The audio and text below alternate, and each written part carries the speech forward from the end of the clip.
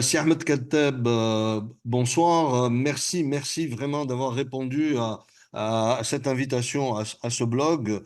Ce sujet est très important pour nous tous, citoyens algériens. On s'interroge tous sur la notion de stress hydrique en Algérie. Tout le monde se demande pourquoi il y a autant de problèmes concernant les ressources en eau. Est-ce que réellement nous sommes dans une situation de stress hydrique? Ça serait ma première question. Ou est-ce qu'il y a un problème et de stress hydrique et de gouvernance? Merci beaucoup de cette invitation et de m'avoir donné l'opportunité de m'exprimer sur le problème de stress hydrique ou de crise hydrique. C'est quoi le stress hydrique? La Banque mondiale, l'Organisation des Nations unies ont défini que tout pays qui a une quantité d'eau inférieure à 1000 mètres cubes par habitant est en stress hydrique.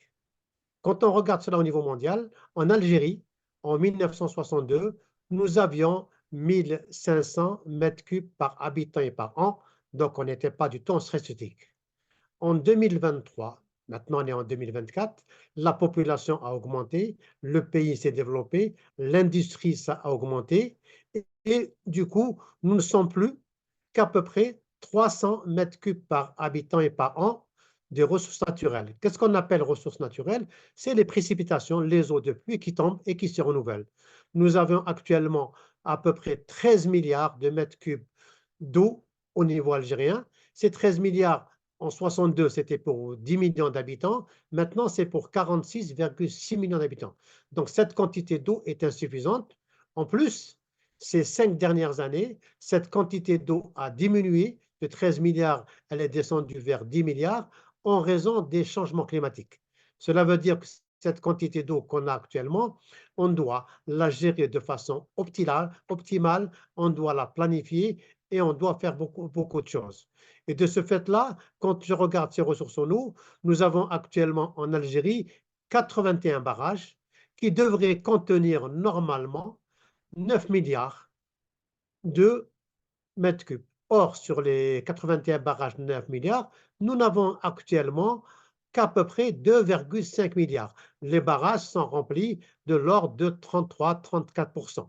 Cela est vraiment insuffisant et ce qui fait que cette eau n'existant plus dans les barrages, on devrait la retrouver ailleurs. Où la retrouver? Là, c'est une question, toute une question de stratégie à faire, toute une question de vision à faire et toute une série de choses à faire. Parce que quand on regarde un pays, le pays, qu'est-ce qu'il a? La stratégie, moi, pour faire, comment faut-il faire? Je la définis pratiquement en 10 axes principaux. J'ai un plan d'action, une feuille de route sur 10 actions. Les 10 actions, c'est quoi? Un, travailler sur les eaux de surface, sur les 81 barrages et tous les eaux de pluie. Deux, travailler sur les eaux souterraines du nord, mais aussi les eaux souterraines du sud. Trois, travailler tout ce qui est réglementation, législation, sensibilisation, communication, information. Si les eaux superficielles et les eaux souterraines, et si on a de bonnes lois, de bons textes, ça devrait nous suffire. Malheureusement, je dis bien malheureusement, ça ne suffit pas. Et à ce moment-là, on passerait vers le quatrième axe qui est les eaux usées. Nous consommons actuellement 10 millions de mètres cubes par jour, soit l'équivalent de 3,6 milliards par an, et on rejette 80% de cette eau. Cela veut dire que nous avons actuellement plus de 2 milliards d'eau usée qui sont rejetées, et une partie est traitée très minime, la grande partie n'est pas traitée. Or, ces eaux usées, il faudrait les traiter et les réutiliser. 5, on devrait aller vers le dessalement. Le dessalement, effectivement, le dessalement des eaux de mer, nous avons la mer Méditerranée, nous avons une côte de 2200 km et cette côte de 2200 km est là disponible. Nous avons la chance, en tant que pays africain, d'avoir la mer Méditerranée. Il y a certains pays africains qui n'ont pas la mer ou d'autres pays dans le monde. Nous avons la chance d'avoir la Méditerranée et de ce fait-là, il est temps de l'exploiter. Le dessalement devient une option qu'on doit y aller et commencer à dessaler. 6, je disais 1, les eaux superficielles, 2, les eaux souterraines, 3, la législation, réglementation, 4, les eaux usées et leur réutilisation, 5, le dessalement des eaux de mer. 6, ce que j'appellerais la coopération internationale. Beaucoup de gens pensent que la coopération internationale, quand on coopère, on ramène des étrangers ou on a besoin de choses. Or, ça, ce n'est pas du tout vrai. La coopération internationale, c'est quoi? C'est donner et recevoir. En tant qu'Algériens actuellement, nous avons beaucoup de choses à donner. Nous pouvons aller dans d'autres pays faire des cours, faire des conférences, faire des recherches. Nous avons des entreprises algériennes, publiques ou privées, qui peuvent investir en Afrique ou ailleurs pour un certain nombre de choses. Mais nous avons aussi besoin d'autres pays étrangers pour nous aider dans cette coopération. Et donc, cette coopération, il faut qu'on la développe de plus en plus. Actuellement, elle n'est pas suffisamment développée. 7, nous avons tout ce qu'on appelle la formation et la recherche. La formation dans le domaine de l'eau, dans le domaine de dessalement, dans le domaine des eaux usées, doit se faire de plus en plus avec des programmes, mais surtout faire la recherche. Et la recherche, il y a beaucoup de choses à faire dans ce domaine.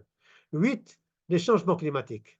Maintenant, on le constate, comme tous les pays du monde, que les changements climatiques affectent l'Algérie de façon permanente et dure, en particulier dans le domaine de l'eau.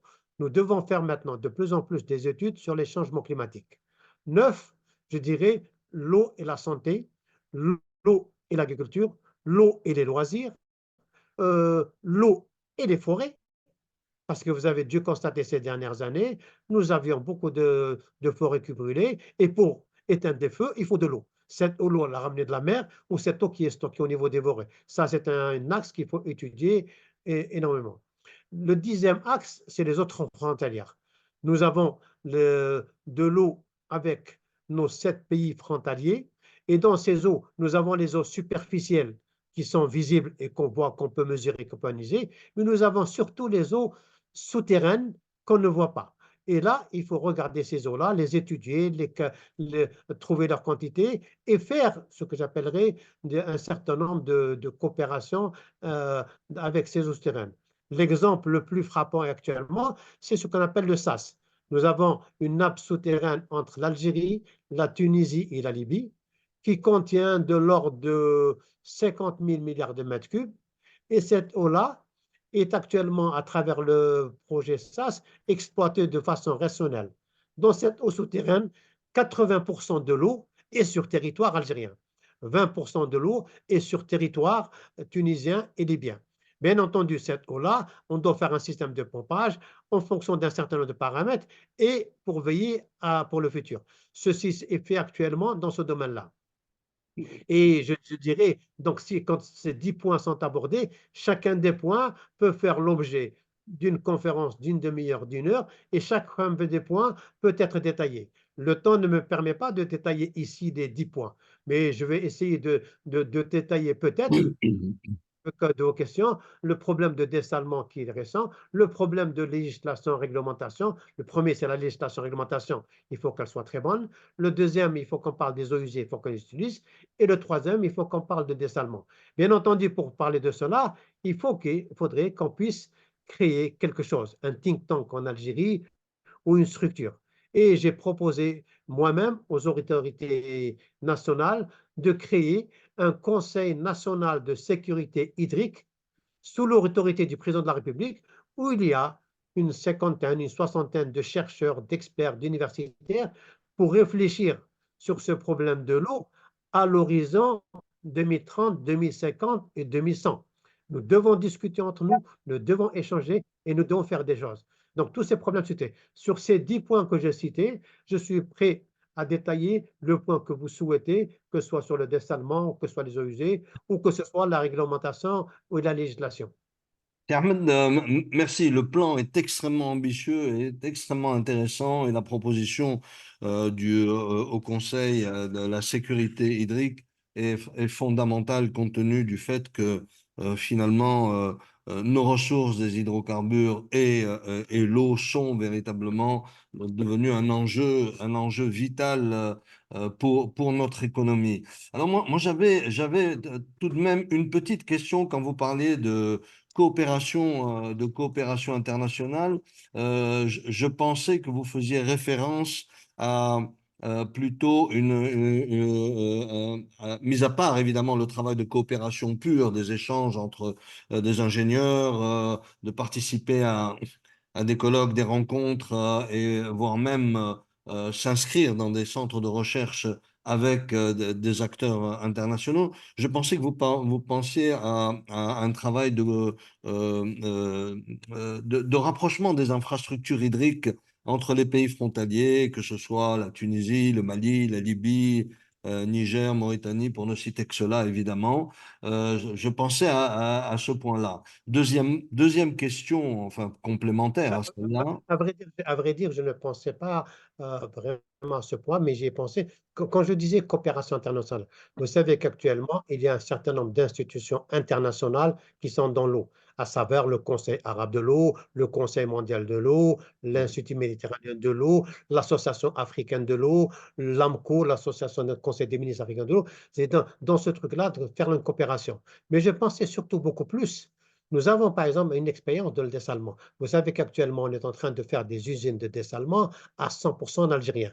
Nous avons maintenant acquis la technologie du dessalement. Nous avons maintenant acquis la technologie de construction de stations d'épuration. Et cette technologie qu'on a, acquise par les entreprises de l'État ou par les entreprises, je pensais ce transfert de technologie, c'est nous qui le faisons. C'est nous qui allons maintenant, comme on a construit la station de dessalement de Corso à 100% algérienne, c'est nous qui allons maintenant vers des pays voisins ou vers des pays loin, leur construire directement des stations de dessalement. Je pensais aussi quand on a transféré l'eau de Ain Salah à Tamanrasset sur 800 km avec une tuyauterie à 100% algérienne, avec une ingénierie à 100% algérienne et en plein sud avec du sable et 50 degrés de plus, et nous l'avons fait à 100% algérien, je pensais aussi qu'on peut travailler. C'est pour ça que je D'accord. me dis, nous avons un groupe GERHIT en Algérie qui regroupe 8 entreprises nationales très capables qui sont en train de travailler en Algérie, de faire ce qu'ils veulent. Mais D'accord. maintenant, ces entreprises-là peuvent aller vers l'étranger et travailler plus. D'accord. Bon, c'est très ambitieux, mais vous avez annoncé des dates on va dire, d'autonomie, d'autosuffisance, on va dire, régler à 100% le problème, étant donné que le climat ne dépend vraiment pas de nous, quels que soient les efforts que nous allons faire. Quand on parle de l'horizon 2050, pour le citoyen, il dit, moi j'ai des besoins aujourd'hui. Alors, en parlant de besoins d'aujourd'hui, est-ce qu'il y a des technologies qui nous permettrait justement d'accélérer ce processus et de ne pas être sur des horizons aussi lointains pour répondre véritablement aux préoccupations des citoyens? Est-ce qu'il y a aujourd'hui des technologies? Quand on parlait tout à l'heure du SAS, le SAS pourrait être déjà peut-être une réponse immédiate, compte tenu de ses capacités de 50 000 milliards de mètres cubes, pourrait être une réponse déjà pour résoudre des problèmes de l'immédiateté du besoin, si on peut employer le terme, de cette façon. Quel est votre point de vue là-dessus? Pour répondre à cette question, il faut regarder la stratégie. La stratégie qu'on devrait faire, un, c'est d'abord ce que j'appellerais la sensibilisation, l'information, la J'allais y communication. venir, justement. J'allais y Ça, venir. ça Oui, alors, je vous laisse venir sur cette question, je vais parler sur autre c'est chose. parfait, Je c'est parle, parfait. je parle sur les eaux usées. Vous savez que nous rejetons 80% des eaux qu'on boit, l'équivalent de plus de 2 milliards, ces eaux usées ne sont pas exploitées. On exploite actuellement qu'à peu près 5% des eaux qui sont traitées et réutilisées. La technologie, la technologie permet actuellement de traiter ces eaux usées par un traitement tertiaire et les réutiliser en agriculture. Même si je prends l'exemple de Singapour. Singapour traite leurs eaux usées à 100% et ils les réutilisent pour la consommation en eau potable. Un autre pays africain les traite aussi à 100%. Nous, je ne dis pas qu'on va consommer les eaux usées, les traiter, les consommer. Je dis on doit traiter au moins 80% des eaux usées et les réutiliser dans l'agriculture ou l'industrie pour l'irrigation. Et à ce moment-là, les eaux de barrage serviraient uniquement à l'alimentation en eau potable et cette quantité d'eau usée de l'ordre de 1,5 milliard à 2 milliards sera réutilisée pour l'agriculture. Cela veut dire même s'il n'y a pas de pluie, nous avons cette eau usée pour l'irrigation. Première chose. Deuxième chose, au niveau des différentes technologies de dessalement. Le dessalement, il est vrai qu'on fait ce qu'on appelle des traitements de stations de dessalement de l'ordre de 300 000 mètres cubes.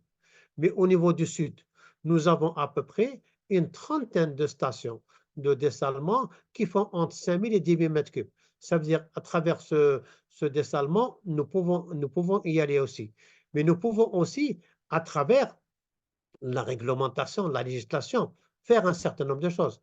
Vous savez que la loi sur l'eau date de 2005 et elle est actuellement pas obsolète, mais presque.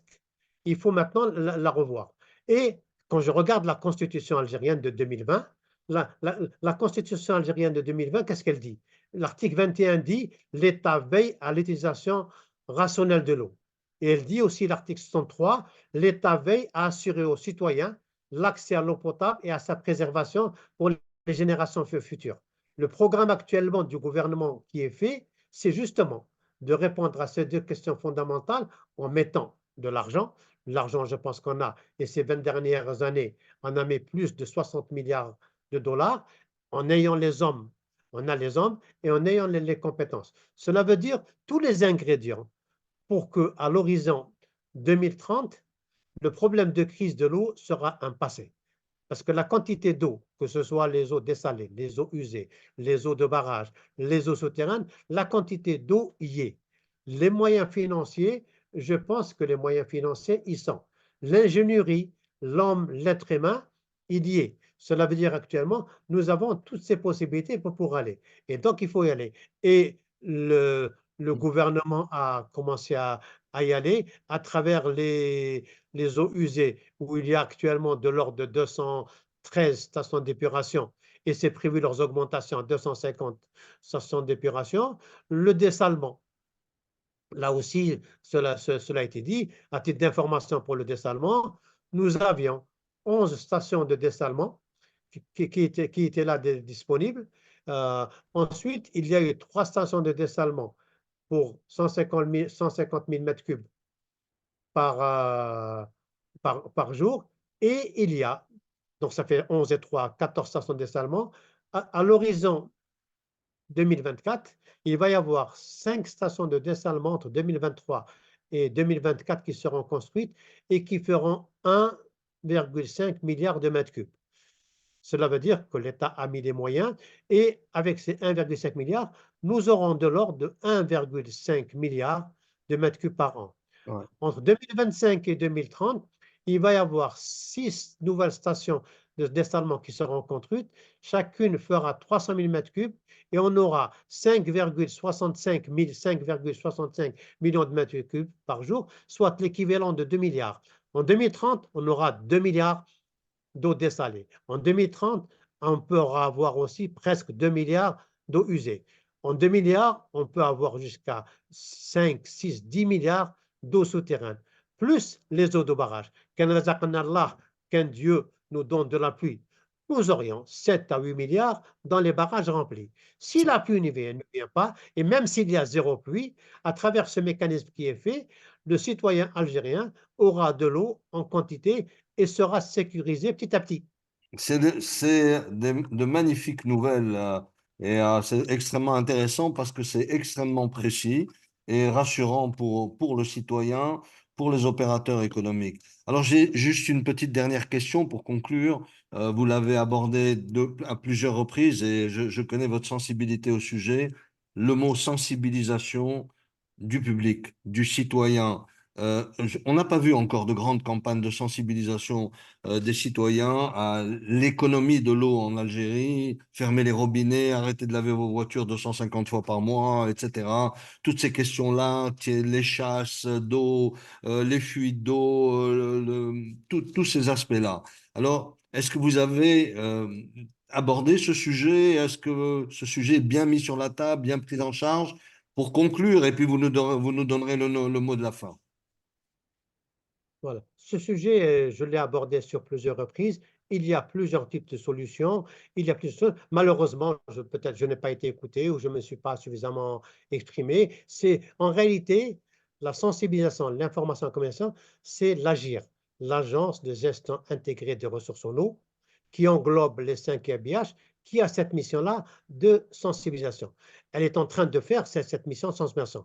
Mais je pense que personnellement, elle n'est pas en train de le faire tel qu'il le faudrait. Parce que pour moi, c'est pour mon idée, mon principe, pour sensibiliser, c'est quoi?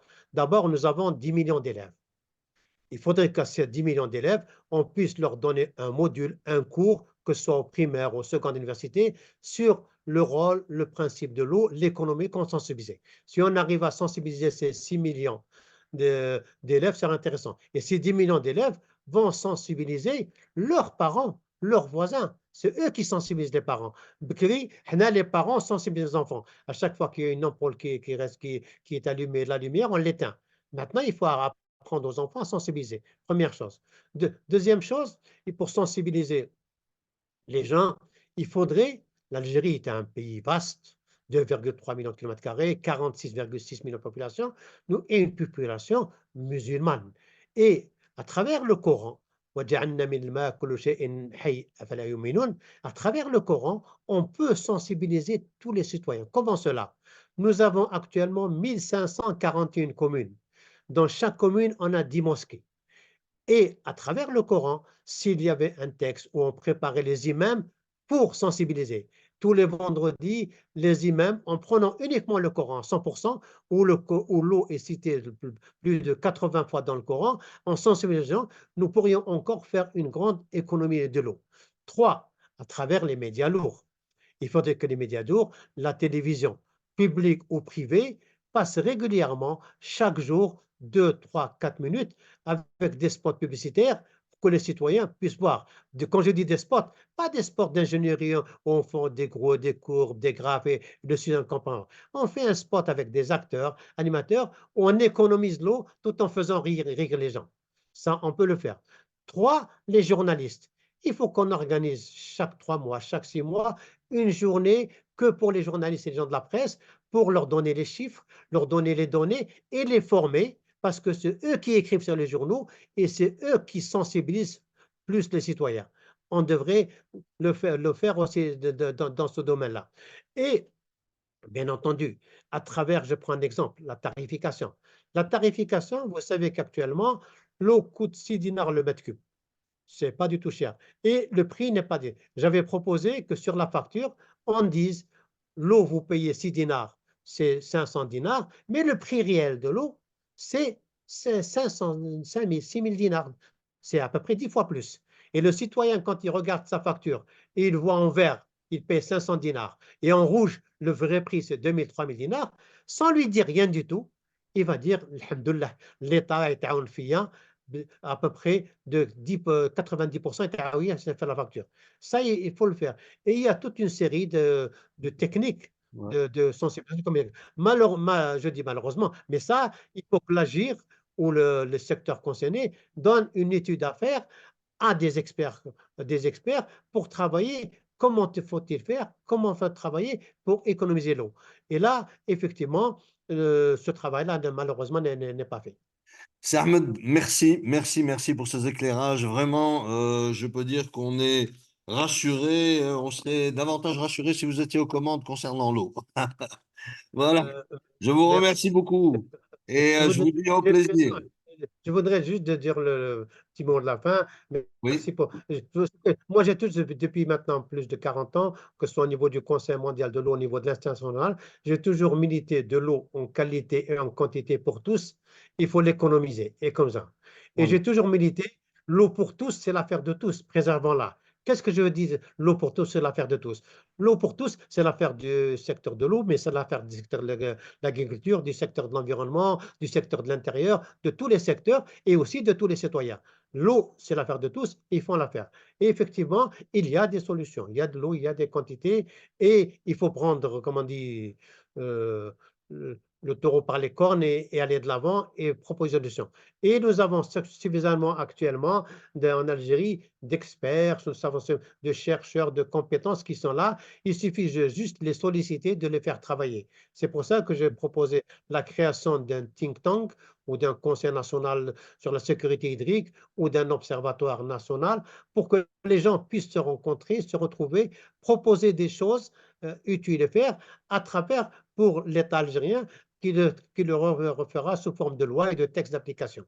Merci beaucoup, merci Et je vous dis à très vite, puisqu'il y a d'autres sujets j'espère, on aura l'occasion d'aborder. À bientôt.